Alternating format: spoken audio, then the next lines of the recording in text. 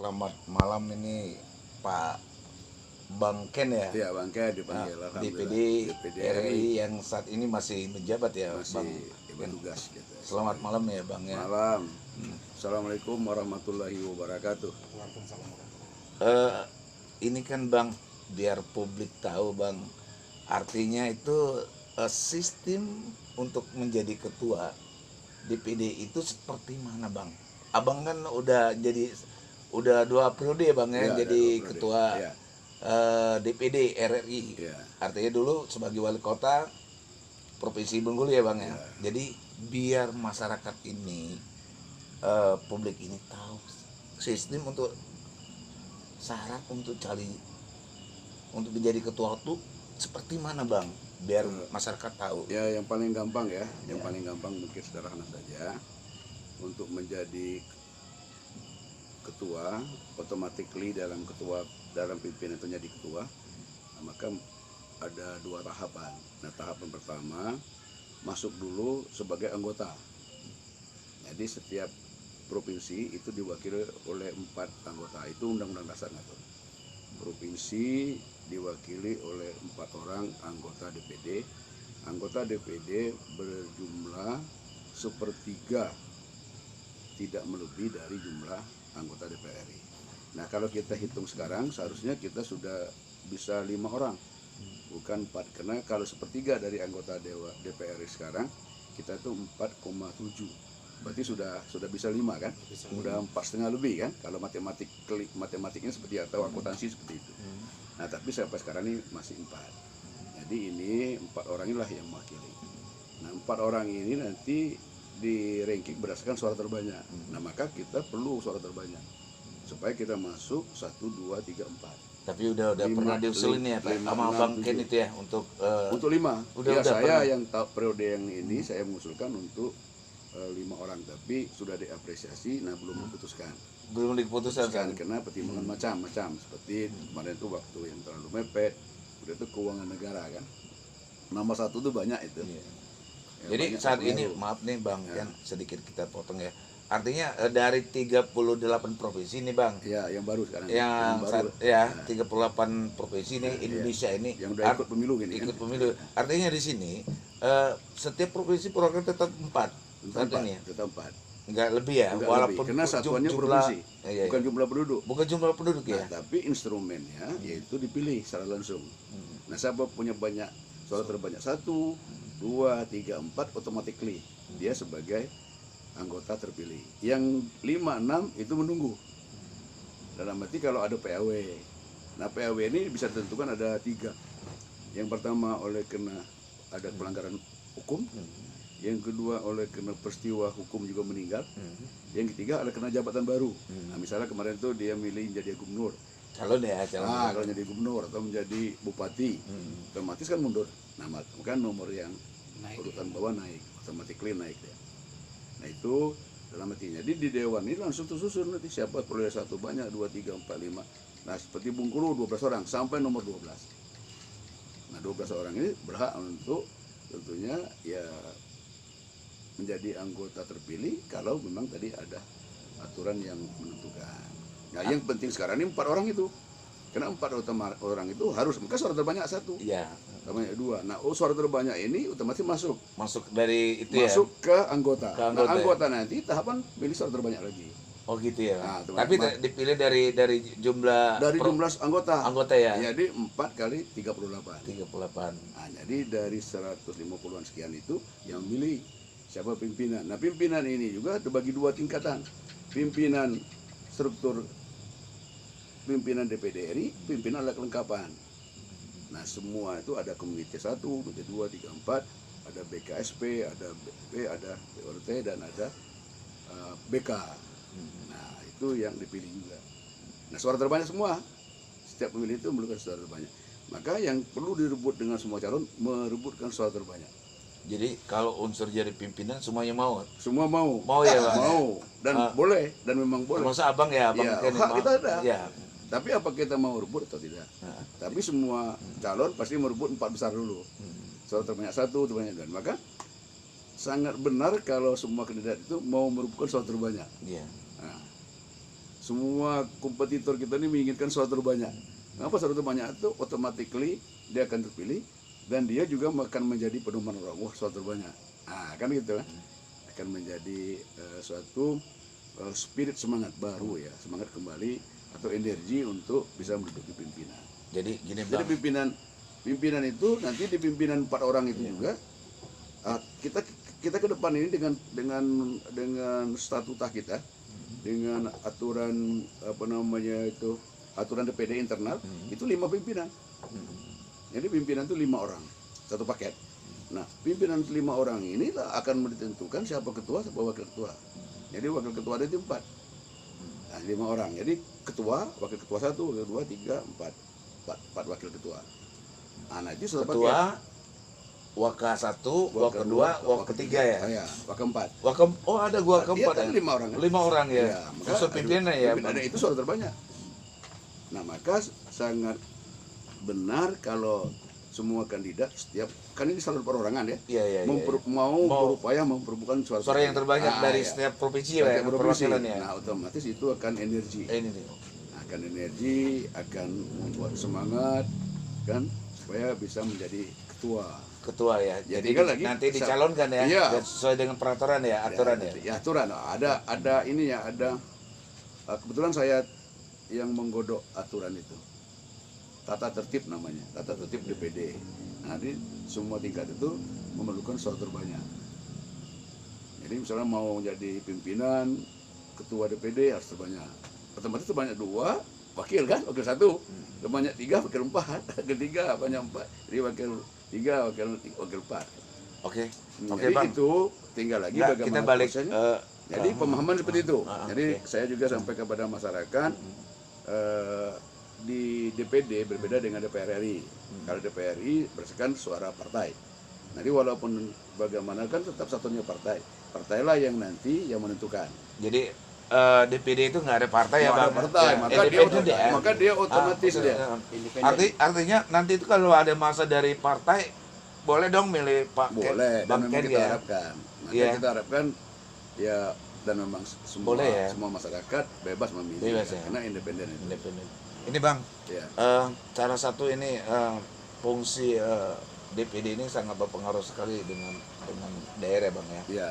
Otonomi daerah Ya. itu bagian dari pengawas sebagai DPD. Jadi gini Bang, kira-kira Abang ini kan saya lihat tuh sering posting di medsos tentang potensi-potensi alam yang ada di Provinsi Bengkulu. Arti itu ingin sekali menggerakkan ke masyarakat bahwa Bang Ken ayo ini untuk membangun ekonomi. Ya. Dan juga saya lihat ya beberapa tim Abang ini dari wali kota, DPD 2 kali, mau ke 3 kali, Abang ini nggak ada yang ini ya, tim tuh solid ya, semangat gitu, nggak balik-balik, nggak keluar maksudnya. Apa sih sebenarnya Bang membuat orang itu apa ya senang itu sama Abang itu apa sih sebenarnya rahasianya gitu loh Bang? Ya, mungkin Enjoy, saya lihat ini enjoy loh di sini Ya. tadi ya. ya kita ngalir aja gitu. Jadi semuanya kita bangun dengan semangat kekeluargaan. Jadi tim ini, kalau saya mengatakan bukan tim, ini sistem gitu. Jadi sistem ini diisi oleh orang-orang yang kita bingkai dengan kekeluargaan. Jadi dengan kekeluargaan ini, dengan itu kita susun dengan bagus sistemnya, maka otomatis ya akan menjadi satu kesatuan yang bersinergi. Nah, sehingga kesannya tadi seperti ya nggak tergoyahkan ya, memang benar. Iya. Kita solid gitu kan di dalam semua gerakan. Jadi beberapa teman-teman yang ada di sini ya, yang saat ini ya, Ya, saya tanya gini-gini, termasuk bapak yang di depan Ya, kita ya, ya. maaf Pak ya. Ya. Artinya mereka ini kan mungkin ya tim dari wali kota dulu. Itu beliau itu abang kita tuh dari Kinal loh, ya. si Sisman. Sisman. Ya. Jadi ngomong gini sulit katanya mengalahkan Bang Ken karena enjoy, happy, tidak mengenal siapa orang, dia menganggap itu adalah bagian keluarga. Jadi itu ya Ya, itu resepnya ya bang ya. resepnya itu, jadi kita bangun sinergisitas sistem kekeluargaan dan tentunya juga ya kita tidak membedakan satu dengan yang lain, semua orang sama. Termasuk suku bang yang Iya, nggak beda. suku, dan sini macam-macam suku, dan kita ajak untuk satu niatan bagaimana Bengkulu ini baik, bagaimana masyarakat ini baik, bagaimana tentunya perjuangan masyarakat itu bisa kita akomodir dan bisa kita persuarakan.